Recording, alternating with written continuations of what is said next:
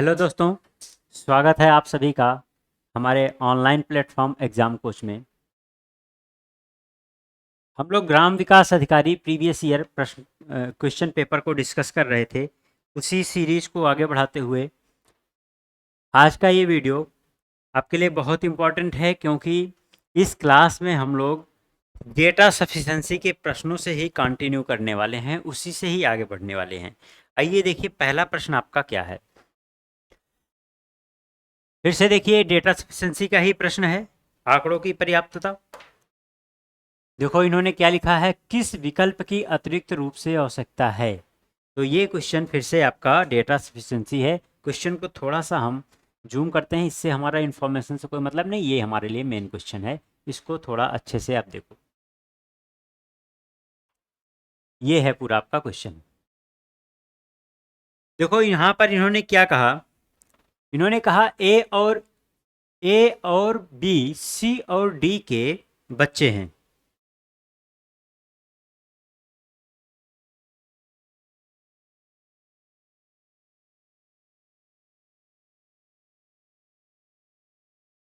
ए और बी, सी और डी के बच्चे हैं, मतलब ए और बी चाइल्ड हैं किसके, सी और डी के। सी और डी आपस में हस्बैंड वाइफ हैं और उन्हीं की संतान कौन है, ए और बी। ए एक लड़का है और उसकी दो बहनें हैं, जबकि बी के तीन भाई हैं। यहाँ पर ए का जेंडर बता दिया गया कि यह एक मेल पर्सन है, जबकि बी के तीन भाई हैं। सी और डी के कितने बच्चे हैं, ये क्वेश्चन है। इस क्वेश्चन का आंसर देने के लिए हमें कौन से एक्स्ट्रा इन्फॉर्मेशन, अतिरिक्त आंकड़ों की आवश्यकता है, ये हमको बताना है। तो आइए क्वेश्चन को सॉल्व करते हैं। हम इन्फॉर्मेशन जितना दिया गया है उसको पहले सेट करते हैं। देखते हैं यहाँ पर इन्होंने कहा ए और बी, सी और डी के बच्चे हैं। ए और बी, सी और डी के बच्चे हैं, मतलब सी और डी आपस में हस्बैंड वाइफ ही होंगे और इन्हीं की दो संतान ए और बी हैं। आगे इन्होंने कहा ए एक मेल है, एक मेल पर्सन है, ये एक लड़का है और उसकी दो बहनें हैं। अब यहाँ पर जरा ध्यान देना आप, एक ही दो बहनें बताया, तो दो सिचुएशन यहाँ पर बनने वाली। पहली ये कि भाई एक बहन तो बी ही हो जाए और दूसरी कोई और हो जिसका नाम नहीं बताया गया। और दूसरी सिचुएशन क्या हो सकती है, ऐसी हो सकती है कि भाई ए एक मेल पर्सन है और बी भी उसका भाई है। बी का जेंडर तो बताया नहीं गया। अब ए की दो बहनें, मतलब यहाँ पर दो एक्स्ट्रा चाइल्ड और हैं सी और डी के, और दोनों फीमेल। ये दो सिचुएशन हो सकती है। अब इन्होंने, क्योंकि इन्होंने पूछा था सी और डी के कितने बच्चे हैं, तो ये मैटर करेगा। आप यहाँ पर देखो कुछ और आ रहा है डेटा, यहाँ कुछ और है। तो आगे भी इन्होंने इन्फॉर्मेशन दिया है क्या, जबकि बी के तीन भाई हैं। बी के तीन भाई हैं, अगर बी के तीन भाई होंगे तो देखो यहाँ पर अभी और भी बच्चे यहाँ पर इसके आ जाएंगे। यहाँ पर देखो, इस डायग्राम को मैं थोड़ा सा अलग फिर से बना दे रहा हूँ।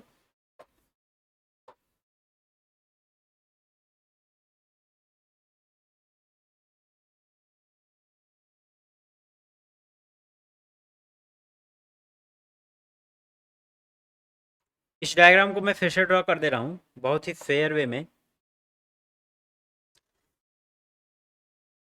सी और डी ऐसे थे, और यहाँ पर ए मेल पर्सन, बी को भी जब मेल एज्यूम किया गया है तब इसकी दो बहनें, ये बताया गया था। लेकिन आगे इन्होंने कहा था बी के तीन भाई हैं, बी का एक भाई तो ए हो गया, एक और भाई, एक और भाई, इस तरह से तीन भाई इसके और हो जाएंगे।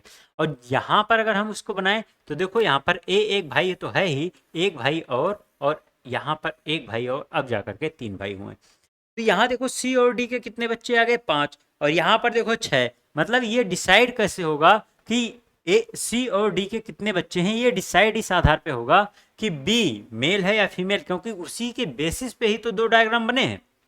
जहां पर अगर कह दिया बी फीमेल तो ये डायग्राम कैंसिल हो जाएगा, और बी कह दिया मेल तो ये वाला डायग्राम कैंसिल हो जाएगा। तो ये बी के बेसिस पे ही दो डायग्राम बने हैं, तो बी का जेंडर ही इस बात को क्लियर करेगा। तो आइए ऑप्शन चेक करना शुरू करते हैं। पहला ऑप्शन कर रहा है ई ए की बहन है।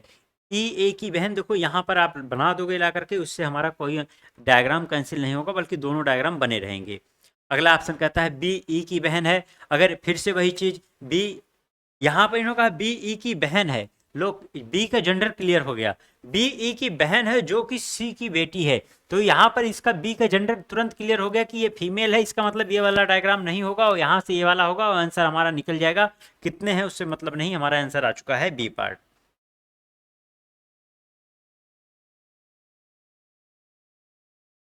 बढ़िया क्वेश्चन था। आगे देखते हैं नेक्स्ट क्वेश्चन। फिर से ये क्वेश्चन वही है, डेटा सफिशिएंसी, आंकड़ों की पर्याप्तता। आओ देखो इसको सॉल्व करते हैं इस क्वेश्चन को। और ये क्वेश्चन देखो किस टॉपिक से है आपका, ये ऑर्डर रैंकिंग से। अभी आप लोगों ने डेटा सफिशिएंसी के क्वेश्चन इतने सारे देखे हैं तो आपको अब पता चल गया होगा कि भाई ये किसी भी टॉपिक से आ सकता है, कोई भी टॉपिक है ऐसा, कोई भी टॉपिक रीजनिंग का डेटा सफिशिएंसी के साथ बनाया जा सकता है। तो चलो देखते हैं इस क्वेश्चन को। छात्रों का एक समूह सीधी पंक्ति में बैठा है और एक कॉन्सर्ट देख रहा है। दिनेश बाईं तरफ से 5वीं सीट पर बैठा हुआ है। दिनेश बाईं तरफ से 5वीं सीट पर बैठा हुआ है, इसका मतलब दिनेश का पोजीशन 5th है, लेफ्ट से। अब यहाँ पर इन्होंने कहा निमेश बाईं ओर से 9वीं सीट पर है। अगर निमेश बाईं ओर से 9वीं सीट पे है तो ऑब्वियसली निमेश इधर ही जाएगा, इधर नहीं जाएगा क्योंकि इधर से काउंटिंग हो रही है। आगे इन्होंने कहा पंक्ति में बैठे छात्रों की कुल संख्या कितनी है। अब भाई टोटल निकालना है यहाँ पर। अब आप लोगों ने देखा है इससे पहले कि भाई टोटल कैसे पता चलता है, या तो निमेश की राइट से पोजीशन पता चल जाए या तो दिनेश की पोजीशन राइट से पता चल जाए। किसी एक की पोजीशन अगर पता चल गई राइट से तो हम टोटल बता सकते हैं यहाँ पर। अब देखो यहाँ पर ऑप्शन चेक करते हैं। दिनेश और निमेश के बीच में 4 छात्र हैं, वो तो ऑब्वियसली पहले ही डेटा हमें पता चल रहा था भाई यहाँ पर। और 4 छात्र नहीं बल्कि 3 छात्र हैं यहाँ पर, क्योंकि 5 + 4 ये हो रहा है, तो बीच में इनके 3 छात्र हैं। तब जाकर के 5 3 8 है, एक 9वें पर आएगा निमेश। तो ये तो पहला ऑप्शन हमारा कैंसिल हो गया। राजेश बाईं ओर से 6ठी सीट पर बैठा हुआ है। बाईं ओर से 6ठी सीट पर है, इसका मतलब वो ठीक इसके बगल में आएगा। और दिनेश के तुरंत दाईं ओर है, और दिनेश के तुरंत दाईं ओर, ठीक है बैठा दिया अगर मैंने उससे दिनेश को तुरंत दाईं ओर बैठा दिया, ये भी हमको पता चल गया है 5वां है 6ठा है। क्या इससे हमें टोटल पता चलेगा? जी नहीं, बिल्कुल नहीं पता चलेगा। बस इतना सा पता चला दिनेश इसके बीच में आया हो, राजेश इसके बीच में आया हुआ है। ये राजेश की बात हुई थी, ये नाम है राजेश का। राजेश ये कहा गया था, राजेश बाईं ओर से 6ठे पर है। आगे इन्होंने कहा सतीश बाईं ओर से 8वीं सीट पर बैठा हुआ है। अब इससे क्या निष्कर्ष निकला कि भाई सतीश यहाँ पर आएगा, मतलब एन जहाँ बैठा होगा उसके लेफ्ट में ही सतीश बैठा हुआ है, तब इसका बाईं ओर से 8वां, तब इसका निमेश का स्थान 9वां होगा। तो यहाँ से भी हमारा इन्फॉर्मेशन नहीं निकल के आया, तो 3 ऑप्शन हमारे कट गए। तो ऑब्वियसली हमारा आंसर क्या होगा? चौथा ऑप्शन होगा, जिसमें कहा गया है प्रत्येश दाईं ओर से 7वीं सीट पर बैठा है और उसके दिनेश के बीच में एक छात्र है। तो देखो दाईं ओर से जब स्थान आ चुका है, 7वीं सीट पर बैठा हुआ है, और दिनेश और उसके बीच का स्थान भी एक स्थान दे दिया है, तो यहाँ दाईं ओर से हम दिनेश का दायां स्थान निकाल सकते हैं। अब यहाँ पर एक बात का ध्यान रखना आप कि भाई इन्होंने एक स्थान बोला है, तो एक स्थान वो इधर भी हो सकता है, इधर भी, कहीं भी होगा। 2 सिचुएशन यहाँ पर बनेगी, लेकिन ये है कि टोटल हमारा निकल करके आएगा, बाकी 3 से टोटल निकल करके नहीं आ रहा था, इसलिए आंसर हमारा 4th ऑप्शन ही होगा।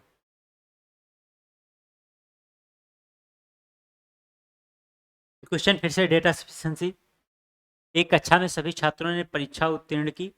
फिर से ये ऑर्डर रैंकिंग का ही है, ऑर्डर रैंकिंग टॉपिक से ही आया बना हुआ है ये टॉपिक क्वेश्चन।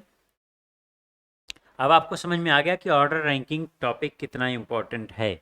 आपने देखा order ranking, direction, blood relation, ये सभी टॉपिक यहाँ पर डेटा सफिशिएंसी में आ चुके हैं। इसके अलावा कोई मैथमेटिकल पोर्शन जो आपका है, मैथमेटिकल ऑपरेशन है जो आपके रीजनिंग का, वहाँ से भी क्वेश्चन यहाँ पर बनेंगे। तो टॉपिक आपके सारे इंपॉर्टेंट हैं। यहाँ देखो क्या कहा गया इस क्वेश्चन में। एक कक्षा में सभी छात्रों ने परीक्षा उत्तीर्ण की और प्रत्येक को एक अद्वितीय, अद्वितीय का मतलब होता है यूनिक, सबको डिफरेंट डिफरेंट मिले हुए हैं, किसी का सेम टू सेम नहीं है। दीपक ने 10वां रैंक हासिल किया और उसके आगे 4 लड़कियां हैं। आओ इसको हम ड्रॉ करते हैं यहाँ पर। इन्होंने कहा दीपक ने 10वां रैंक हासिल किया, 10वां रैंक मतलब ऊपर से 10वां, और उसके आगे 4 लड़कियां हैं। इससे ऊपर रैंकिंग में गर्ल्स की संख्या जो है वो 4 है। अब यहाँ से आपको कंफर्म हो गया होगा कि बॉयज कितने होंगे, क्योंकि भाई देखो दीपक दीपक से ऊपर 9 लोग होंगे, और इन 9 में अगर 4 लड़कियां हैं तो बॉयज की संख्या कितनी होगी? 5 होगी। लड़के यहाँ पर 5 होंगे। और इन्होंने कहा और उसके पीछे 10 लड़के हैं, मतलब दिनेश के पीछे रैंक में 10 लड़के हैं। बॉयज की संख्या कितनी है? 10। क्वेश्चन इन्होंने कहा, आगे भी इन्होंने कुछ दिया, हाँ बस कुछ नहीं, आगे इन्होंने कहा कक्षा में छात्रों की कुल संख्या कितनी है। अब यहाँ पर ये टोटल चाहते हैं, तो देखो टोटल कैसे मिलेगा आपको समझ में आ गया होगा कि भाई यहाँ पर गर्ल्स की संख्या तो पता नहीं है, अगर गर्ल्स की संख्या पता चल जाए तो हम ये टोटल बता सकते हैं यहाँ पर कि भाई यहाँ कितने लोग, इधर कितने लोग, बीच में ये आ गया आपका दीपक, और टोटल संख्या पता चल जाएगी। लेकिन यहाँ पर अगर आप देखो कैसे कैसे ये संख्या हमें हमारे सामने निकल के आ सकती है, या तो यहाँ पर दे दिया जाए टोटल गर्ल्स कितनी है, टोटल गर्ल्स अगर दे दिया जाए, 4 गर्ल्स को हम माइनस करके यहाँ से निकाल सकते हैं, या फिर यहाँ पर बता दिया जाए कि दीपक के नीचे रैंकिंग में कितने लोग हैं, तो उनमें से हम 10 बॉयज़ को माइनस करके भी गर्ल्स की संख्या निकाल सकते हैं। ये दो सिचुएशन है जहाँ से ये इन्फॉर्मेशन निकल के आएगी और उससे फिर हम टोटल संख्या निकाल सकते हैं। अब यही देखना हमें ऑप्शन कौन सा ऐसा है जो इन्फॉर्मेशन दे रहा है यहाँ पर। दीपक के आगे 5 लड़के हैं, ये तो वही इंफॉर्मेशन है जो ऑलरेडी दिया गया है, इसलिए पहला ऑप्शन हमारा आंसर नहीं होगा। कक्षा में कुल 16 लड़के हैं, कक्षा में कुल 16 लड़के हैं। अगर आप देखो बॉयज की संख्या इन्होंने 16 बोली, बॉयज को अगर आप देखो तो 5 बॉयज यहाँ पर, 10 यहाँ पर, 10 5 15, एक दीपक, ऑलरेडी 16। वही इन्फॉर्मेशन जो दिया गया वही इन्फॉर्मेशन फिर से है यहाँ पर, तो ये भी हमारे किसी काम का नहीं है, ऑप्शन सेकंड ये भी कैंसिल हो गया। थर्ड देखते हैं, कक्षा में लड़कियों की कुल संख्या कक्षा में लड़कों की कुल संख्या से कम थी। तो भाई कम थी, कितनी कम थी, कितनी ज़्यादा थी, इन सबसे कोई इन्फॉर्मेशन नहीं निकलेगा। ये तो बस केवल डेटा नहीं दिया गया है, बल्कि सिर्फ एक आधा अधूरा इन्फॉर्मेशन है, कम ज़्यादा कह के दिया गया है यहाँ पर। तो आधा अधूरा डेटा से कुछ नहीं होने वाला, कंप्लीट डेटा चाहिए। यहाँ पर इन्होंने क्या कहा, अब देखो 3 कट गए तो अब इसलिए चौथा है, लेकिन आओ चेक करते हैं। लड़कों की कुछ कुल संख्या लड़कियों की कुल संख्या से 4 अधिक थी। तो लड़कों की कुल संख्या हमको पता थी, तभी आपने देखा भी था यहाँ पर, तो वो गर्ल्स की संख्या निकल जाएगी। ये बाकी बची हुई गर्ल्स कितनी है यहाँ पर आ जाएंगी, और हमें टोटल मिल जाएगा। कितना है कैलकुलेशन करने की ज़रूरत नहीं है यहाँ पर, क्योंकि हमें बस इतना बताना है कौन सा डेटा हमको चाहिए, बस ये वाला डेटा हमको चाहिए, यहाँ से हम आंसर को निकाल सकते हैं।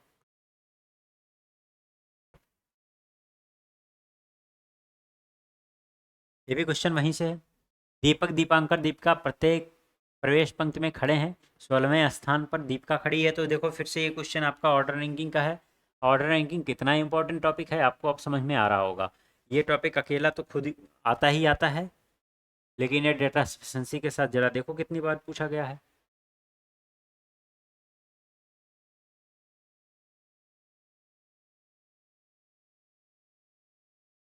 दीपक, दीपांकर और दीपिका प्रवेश पंक्ति में खड़े हैं। प्रवेश पंक्ति का मतलब ये है कि भाई कहीं पर एंट्री हो रही है और एंट्री के लिए लाइन लगी हुई है, उसी लाइन में खड़े हैं।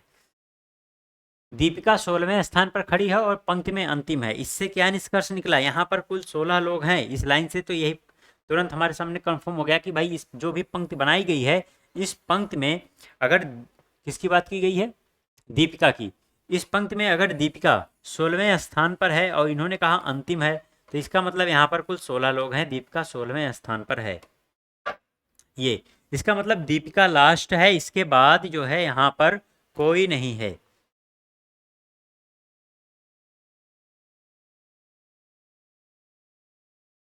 अब यहाँ पर देखिए आप आगे क्या इंफॉर्मेशन है। दीपक और दीपांकर के बीच 4 अन्य छात्र हैं।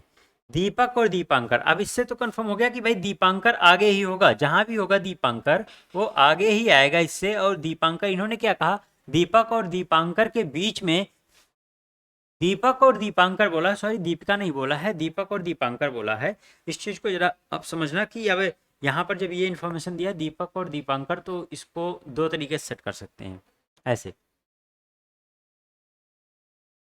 दीपक आगे हो, दीपांकर पीछे हो, इस तरह से। या दूसरी सिचुएशन ऐसी हो सकती है, दीपांकर आगे हो और दीपक पीछे हो। ये दो सिचुएशन हो सकती है यहाँ पर। दीपिका यहाँ पर, ये दोनों सिचुएशन मैंने यहाँ पर बना दिया, अब आपको अच्छे से समझ में आएगा कि भाई यहाँ पर ये दो सिचुएशन बन गया। और आगे इन्होंने क्या कहा, दीपक दीपांकर के बीच में 4 छात्र हैं, इनके बीच में यहाँ से यहाँ तक 4 लोग हैं, दोनों में यही हाल होने वाला है, 4 लोग आएंगे। दीपांकर और दीपिका के बीच 9 छात्र हैं, दीपिका और दीपांकर यहाँ से यहाँ तक इन्होंने 9 छात्रों को बताया है, यहाँ तक 9 छात्र हैं। और देखो यहाँ पर दीपिका और दीपांकर यहाँ पर 9 छात्र हैं, ये बताया गया। पंक्ति में दीपक किस स्थान पर खड़ा है। तो देखो क्या दीपक का स्थान हम यहाँ से निकाल सकते हैं, इसमें बिल्कुल नहीं निकाल सकते हैं। अभी हम दीपक का स्थान स्टार्टिंग से क्या है, क्योंकि दीपिका का तो पता चल गया हमें 16 है, इनके बीच में कितने कितने लोग हैं ये हमको पता चल रहा है। यहाँ पर जरा देखो आप, 16 9, दीपांकर का स्थान यहाँ से आ रहा, एक स्थान, हाँ दीपांकर का स्थान यहाँ पर भी आ जाएगा और यहाँ पर आ जाएगा, लेकिन दोनों में आंसर आ रहा है, एक में नहीं दोनों में आ रहा, ये गड़बड़ है, ये कंफर्म करना होगा। जरा देखो यहाँ पर क्या, यहाँ पर क्या स्थान आएगा, 16 है 9 है, तो ये वाला स्थान निकलेगा, कितना निकलेगा, जरूरत नहीं निकालने की। यहाँ पर देखो दीपिका और इसके बीच में 9 मिल गया, 4 यहाँ पर, टोटल 13 मिल गया, मतलब ये भी पता चलने वाला है। दोनों तरीके से हमें इसका पूछा था दीपक का, यहाँ भी दीपक का मिल गया, यहाँ दीपक का चाहिए, ये हमको नहीं चाहिए, ये तो दीपांकर का है, ये स्थान दीपांकर का है। तो ये वाला स्थान, यहाँ पर हमको ये वाला स्थान अगर निकालना है तो देखो यहाँ 4 है, तो यहाँ पर आपको पता चल जाएगा 4 यहाँ पर, तभी दीपक को लेकर 9 लोग हो जाएंगे, 4 4 8 1 9। तो दोनों से आंसर तो आ रहा है, लेकिन अब ये कंफर्म नहीं हो रहा है कि भाई पहला वाला हम जाएं कि दूसरे वाले पे जाएं, किस पे जाएं। एक जब डिस्कार्ड होगा तब जाके दूसरे से आंसर आएगा, मतलब यहाँ 4 ऑप्शन में से एक कोई ऑप्शन है जो किसी एक को डिस्कार्ड करने वाला, वो कौन सा है आओ चेक करते हैं। इन्होंने कहा पंक्ति में कुल 16 छात्र खड़े हैं, वो तो हमने पहले ही देख लिया था, वो एक्स्ट्रा इन्फॉर्मेशन नहीं है यहाँ पर कुछ। दूसरे में इन्होंने कहा दीपांकर दीपक से कुछ स्थान पीछे खड़ा है। देखो इन्होंने यहाँ पर बता दिया, कुछ इन्होंने बोला तो जरूर है, लेकिन इससे कंफर्म भी हो गया, क्योंकि यहाँ पर दीपक पहले था, दीपांकर बाद में था, और इसमें दीपांकर आगे था और दीपक बाद में था। तो यहाँ पर जैसे इन्होंने कहा दीपांकर दीपक से कुछ स्थान पीछे खड़ा है, कौन पीछे खड़ा है, दीपांकर, इसका मतलब ये वाला आपका इन्फॉर्मेशन जो है ये एक्सेप्टेबल है और ये वाला नॉन एक्सेप्टेबल है, ये रिजेक्ट हो जाएगा। और इसका मतलब आंसर हमारा आने वाला है सेकंड पार्ट से ही, तो आंसर होगा सी पार्ट, सी पार्ट इसका आंसर होगा। नेक्स्ट क्वेश्चन देखो आप, फिर से डेटा सफिशिएंसी है, लेकिन ध्यान रखना ये आपकी बार मैथमेटिकल ऑपरेशन से क्वेश्चन आया हुआ है।